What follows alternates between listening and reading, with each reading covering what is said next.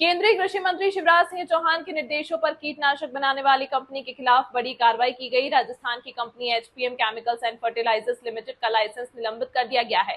HPM company का registration Rajasthan में था और देश के अलग अलग राज्यों में सप्लाई का काम करती थी। इस कार्यवाही से नकली खाद और बीज बनाने वाली कंपनियों में हड़कंप मचा हुआ है।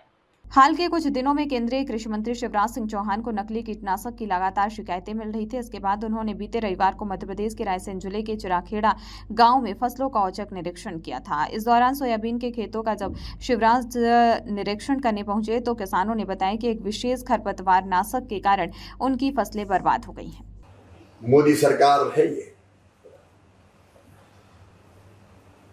और कृषि विभाग ने तय किया है।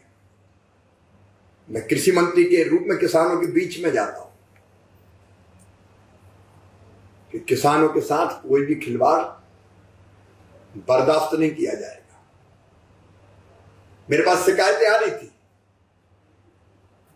कि नकली दवाई के कारण, खराब दवाई के कारण किसानों की फसलों को नुकसान होता है।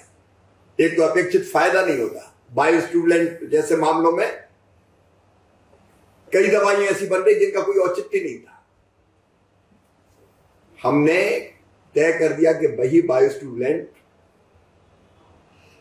जिनको आईसीआर के संस्थान या एग्रीकल्चर यूनिवर्सिटी वैज्ञानिक तरीके से अधिकृत करेगी, वही अपनी दवाई अधिकृत रूप से बेच पाएंगे। कुछ कंपनियों ने दवाई बनाई, मैं सब कंपनियों की बात नहीं करता। कीटनाशक दवाई, मुझे किसानों ने शिकायत की कि वो खेत में डाली तो फसल सूख गई। तो मुझे शिकायत मिली तो मैं खेत में गया। ऐसे कई खेत हैं जहां नुकसान हुआ है।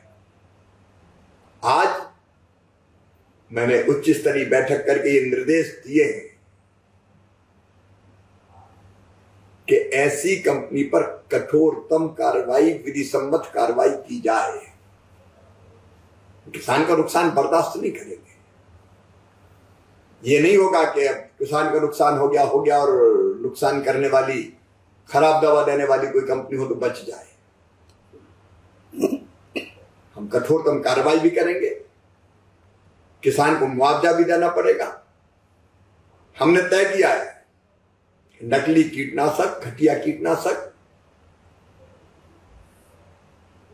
या ऐसी कोई भी चीज जो किसान को नुकसान पहुंचाती है के खिलाफ अभियान चलेगा पूरे देश में। हम चेक करेंगे रैंडमली। सैंपल भी उठेंगे,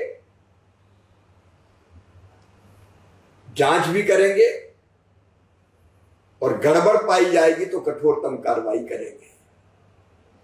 यह नहीं हो सकता कि किसान का नुकसान हो गया और कोई बच जाए।